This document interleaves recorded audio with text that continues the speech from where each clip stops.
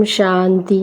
ज्ञान के सागर, गुणों के सागर परमात्मा पिता हम बच्चों को ज्ञान, योग, धारणा, सेवा, जो हम बच्चों के 4 सब्जेक्ट हैं उस पर ही तरह तरीके से समझाते रहते हैं।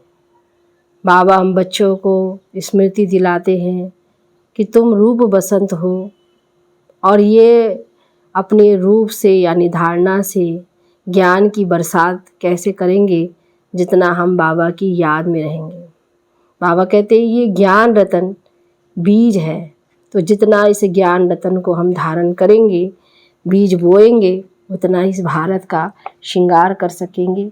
यानी ये भारत जो अभी मोहताज है फिर सिरताज बनेगा, गुणों की खान बनेगा।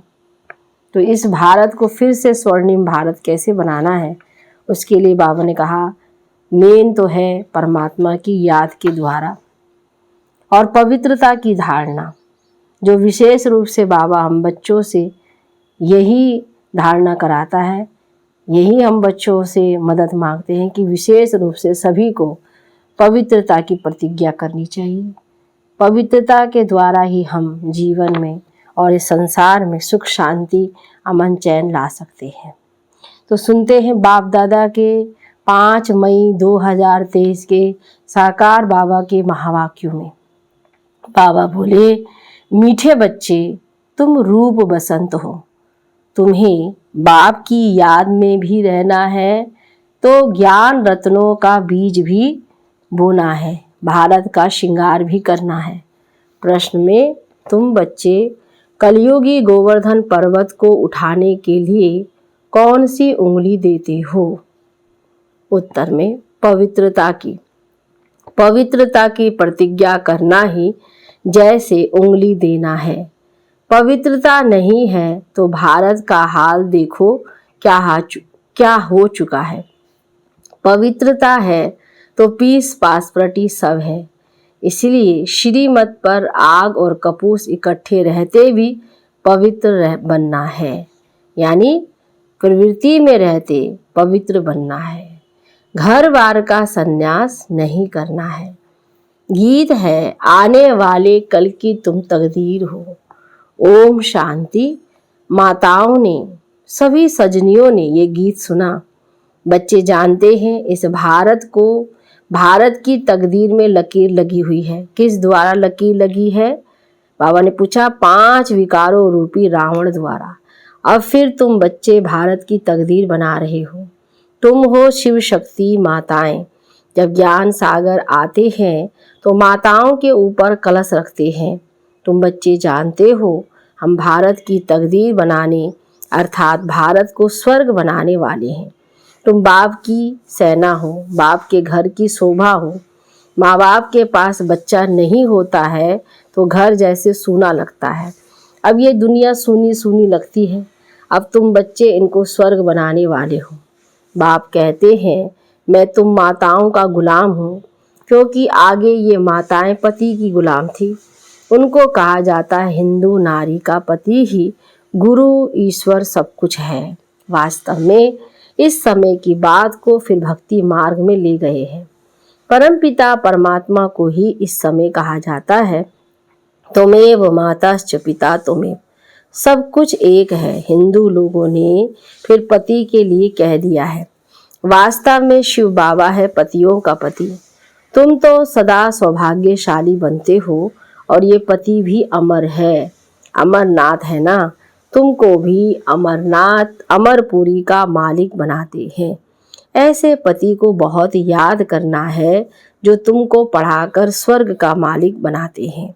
ऐसे पति को भूलने से रोना आ जाता है। बाप कहते हैं क्या तुम्हारा साजन मर गया है जो तुम रोती हो? तुमको तो अभी सदैव हर्षित मुख रहना है। देवताओं का मुखड़ा सदैव हर्षित रहता है। मनुष्य देखने से ही खुश होते हैं। देवताओं ने ये खुशी फिर कहाँ से लाई? संगम पर बाप ने ऐसा हर्षित मुख, खुश मिजाज बनाया था। अभी पुरुषार्थ करना है तभी तो अविनाशी बनेंगे। बाप कहते हैं रोने की बात ही नहीं है। वहाँ ऐसा वाह, ऐसा सलोना साजन मिला है जिससे स्वर्ग के हम महाराजा महारानी बनते हैं। बाबा कहते बनते हो। तुम श्रीमत पर कदम कदम चलते रहो।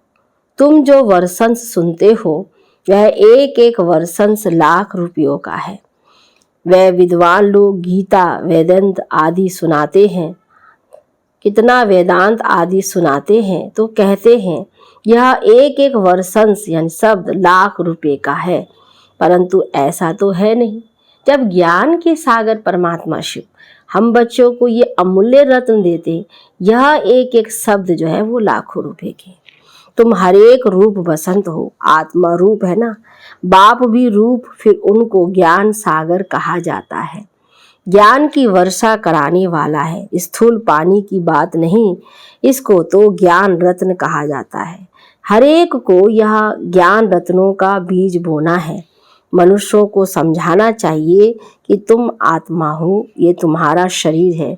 तुम कहते हो पाप आत्मा पुण्य आत्मा, पाप परमात्मा पुण्य परमात्मा नहीं कहते हो। इससे सिद्ध है परमात्मा सर्वव्यापी नहीं है। माया पाप आत्मा बनाती है और बाप पुण्य आत्मा बनाते हैं। पुण्य आत्माओं की दुनिया को स्वर्ग और पाप आत्माओं की दुनिया को नरक कहा जाता है। सबको पावन बनाने वाला सद्गति दाता एक ही बाप है। तो तुम बच्चे इस बेहद के घर के श्रृंगार हो, तुम्हें भारत का श्रृंगार करना है। वैकुंठ को वंडर ऑफ द वर्ल्ड कहा जाता है। मनुष्य 7 जिस्मानी वंडर्स दिखाते हैं, वह तो है मनुष्य के बनाए हुए। वास्तव में वंडर ऑफ द वर्ल्ड है वैकुंठ, जहाँ सब आत्माएं सदा सुखी रहती हैं। गाते भी है फलाना स्वर्गवासी हुआ, परंतु जब तक बाप ना आए तब तक वहाँ कोई जा नहीं सकता। अब तुम बच्चे जानते हो हम वैकुंठ में जाते हैं। वह जिस्मानी वंडर्स आंखों से देखने के हैं, तुमको तो वंडर्स में जाकर अथाह सुख भोगना है। वहाँ रोने की बात नहीं। बाप कहते हैं तुम परमपिता परमात्मा की सजनी क्यों रोती हो? शायद साजन को भूल जाती हो। साजन को भूल जाना माना उनसे विदाई लेना। सदैव उनको याद करते रहो तो रोने की बात नहीं।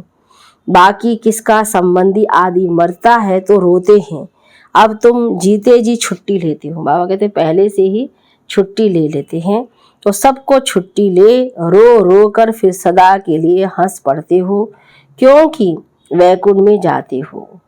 यहाँ रोने की दरकार नहीं। बाबा ने कहा है अम्मा मरे तो भी हलवा खाना। कौन सा हलवा? या ज्ञान का। अब तो सब मरे पड़े हैं, किसका चिंतन करे किसका ना करे, इतने सब मरेंगे। कोई क्रियाक्रम करने वाला भी नहीं रहेगा। जापान में बम से इतने मरे, फिर किसने क्रियाक्रम किया? क्रियाक्रम करने वाले भी मर जाएंगे। यह तो भक्ति मार्ग की रस्म रिवाज है। सतयुग में ऐसी बातें होती नहीं। वहाँ तो अथाह सुख है। मोहजीत राजा की कहानी भी वहाँ की है। तुमने जन्म जन्मांतर ये कथा सुनी है। अब बाप कहते हैं जो कुछ सुना है वह भूल जाओ।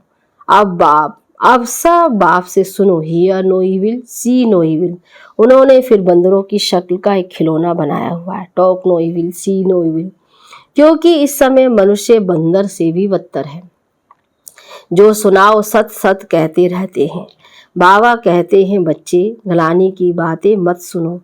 मैं कल्प के संगम युग पर आता हूँ। बाप को तो जरूर आना ही है, तब तो नॉलेज दे। मनुष्य कहते ऋषि मुनि आदि त्रिकालदर्शी थे। बाबा कहते बिल्कुल नहीं। लक्ष्मी नारायण भी त्रिकालदर्शी नहीं थे।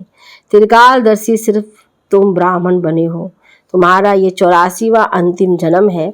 ऐसे नहीं ये ज्ञान के संस्कार दूसरे जन्म में रहेंगे, नहीं, यह प्रायः लोप हो जाते हैं। वहाँ तो राजाई स्थापन हो जाती है, तो राजयोग की दरकार नहीं। तो देखो बाबा क्या कहते, मनुष्य क्या कहते हैं। रात और दिन का अंतर है। मनुष्य कहते परमात्मा सर्वव्यापी है, बाप कहते हैं नहीं। मनुष्य कहते हैं कलयुग की आयु अभी 40,000 वर्ष पड़ी है, बाप कहते हैं नहीं। तो कितने गपोड़े सुनाए, घोर अंधियारा कर दिया है। अब मीठा बाबा बाप कहते हैं बहुत मीठा बनो। तुम ईश्वरीय दरबार में ईश्वर के बच्चे हो, तुम्हारा फर्ज है योग लगाना। गोवर्धन पर्वत पर जाएंगे तो वहाँ उंगली दिखाई है, गोवर्धन पर्वत है। पर्वत की कितनी पूजा होती है। भारत जब गोल्डन एज बन जाता है तो उनकी पूजा नहीं होती। तो यह उंगली है तुम्हारी निशानी। पवित्रता की प्रतिज्ञा करना जैसे उंगली देना है। भारत को सेल्वेज करने के लिए पवित्रता है तो पीस पासपर्टी भी है। पवित्रता नहीं है तो भारत का हाल देखो क्या है। मेहनत है ना। सन्यासी कहते आए आग और कपूस इकट्ठे रह नहीं सकते, शास्त्रों में ऐसा है। परंतु तुम सन्यासियों को कह सकते हो कि हम कैसे आग कपूस इकट्ठे रहते पवित्र रहते हैं। सन्यासियों को श्रीमत थोड़ी मिलती है। हम तो अब बाप की श्रीमत पर चलते हैं। उनको मिलती है शंकराचार्य की मत और यह है शिवाचार्य की मत। तुम शिवाचार्य के बच्चे हो यह कोई नहीं जानते। कहते हैं परमात्मा ज्ञान का सागर है तो आचार्य हुआ ना, वह शंकराचार्य है। सन्यासी बहुत शास्त्र पढ़कर टाइटल लेते हैं। श्री कृष्ण आचार्य कभी नहीं कहा जाता है। शिव का पता ही नहीं, वह बाप को जानते ही नहीं है। सिवाय बाप के और किसी को ज्ञान का सागर नहीं कह सकते हैं। कोई सन्यासी मिले तो बोलो तुम हो निवृत्ति मार्ग वाले हठ योग सन्यासी, हम हैं प्रवृत्ति मार्ग वाले राजयोगी। तुम राजयोग सिखला नहीं सकते हो। तुम हो रजोगुणी क्योंकि शंकराचार्य आते ही हैं द्वापर में। तुम्हारा है हठ योग कर्म संन्यास। वास्तव में कर्म संन्यास तो होता ही नहीं है। अब तुम बच्चों को डायरेक्शन ही कुछ और मिलता है। मनुष्य चाहते शांति में नहीं। बोलो अच्छा, अपने को इन आर्गन से डिटैच कर दो। परंतु सिर्फ डिटैच करने से ही फायदा नहीं होगा। डिटैच हो फिर मुझे याद करो तो विकर्म विनाश होंगे। शांति तो तुम्हारे गले का हार है। आत्मा का स्वधर्म है शांति। हे आत्माएं, मूल वतन में साइलेंस में रहती है, फिर सूक्ष्म वतन में है मूवी, यह है टॉकी स्थूल वतन। तुम बच्चों ने साक्षात्कार किया है, बाबा ने जास्ती देखा है, मम्मा ने तो कुछ भी नहीं देखा, कभी भी ध्यान में नहीं गई। ज्ञान में कितनी तीखी गई, ये ध्यान की आस भी नहीं रखनी चाहिए। मम्मा देखो बगैर ध्यान के कितने आगे नंबर लेती है। इसलिए पहले श्री लक्ष्मी फिर श्री नारायण, इनके लिए लिखा हुआ है। अर्जुन को विनाश स्थापना का साक्षात्कार हुआ। इस रथ में रथी शिव बाबा बैठ नॉलेज सुनाते हैं। इस रथ को भी नॉलेज उनसे मिलती है। वे खुद भी गीता पढ़ते थे, बहुत कथा सुनते थे। अब वंडर लगता है शास्त्रों में क्या क्या है। बाप कहते हैं ये पढ़ा हुआ सब भूल जाओ, सुनो नहीं, देखते हुए नहीं देखो। बस हम तो जाते हैं बाबा के घर स्वीट होम। जब तक गाइड तथा लिबरेटर ना आए तब तक कोई जा नहीं सकता। पंडा और मुक्तिदाता तो एक ही बाप है, दुखों से मुक्त कर देते हैं, इसीलिए उनको गति सदगति दाता कहा जाता है। तो वह है मनुष्य सृष्टि का बीज रूप सुप्रीम सोल। निराकारी दुनिया है आत्माओं के रहने का धाम। ऐसे नहीं कि ब्रह्म परमात्मा है, उसमें आत्माएं लीन हो जाएगी। तो कितनी वंडरफुल बातें हैं। तुम्हारा 84 जन्मों का पाठ अविनाशी है, यह कब मिट नहीं सकता। सृष्टि अनादि रची हुई है। सतयुग को नई सृष्टि कहा जाता है। अब है पुरानी सृष्टि, बाकी सृष्टि कोई विनाश नहीं होती। बाप आते ही हैं पतित सृष्टि को पावन बनाने। पतित सृष्टि को पावन बनाने, सृष्टि तो है ही। 84 जन्म तो जरूर देवताओं के ही होंगे, फिर कम होते जाते हैं। फिर कृष्ण आदि का भी हिसाब निकाल सकते हैं। वास्तव में भारतवासियों की जनसंख्या बहुत होनी चाहिए, परंतु और धर्मों में कन्वर्ट होने कारण कम हो गए हैं। नाम ही हिंदू रख दिया है। बाप कहते हैं मैं आता ही हूँ तब हूँ जब मुझे ब्रह्मा द्वारा देवी देवताओं की स्थापना करनी है, शंकर द्वारा विनाश, फिर जो स्थापना करते हैं वही पालना करेंगे। गांधी जी को भी जिन्होंने मदद की, मेहनत की, आज बहुत सुखी है। वहाँ सुखी तो सब बनेंगे, बाकी पद भी फर्क पड़ जाता है। जो बाप की याद में रहते हैं और वर्षे को याद करते हुए सूर्यवंशी बनेंगे। कम याद करेंगे तो चंद्रवंशी, नहीं तो फिर प्रजा, दास दासियां आदि तो बहुत चाहिए ना।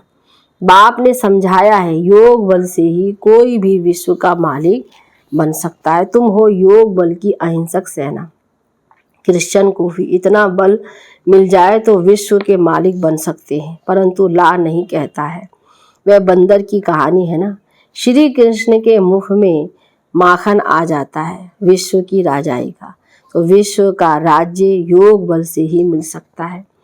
बाप कहते हैं, मैं स्वर्ग रचता हूँ। तुम बच्चों का भी यही धंधा है। बच्चे फिर बाप के मन स्थापना में मदद करते हैं। अच्छा, मीठे मीठे सिखी लदे बच्चों प्रति माता पिता बाप दादा का याद प्यार और गुड मॉर्निंग। रूहानी बाप की रूहानी बच्चों को नमस्ते, रूहानी बच्चों की रूहानी बाप दादा को गुड मॉर्निंग, नमस्ते बाबा, नमस्ते। धारणा के लिए मुख्य सार में पहली पॉइंट, सदा हर्षित खुश मिजाज रहना है। और बाबा ने बहुत ही एक तरीके से नई बात बताई, कभी भी रोना नहीं है। जीते जी सबसे छुट्टी ले लेनी है, जो अपने लिए कोई रोए ना, किसी का भी चिंतन नहीं करना है। दूसरा, अपने शांति स्वधर्म में स्थित रहना है। ज्ञान और योग से तीखा जाना है।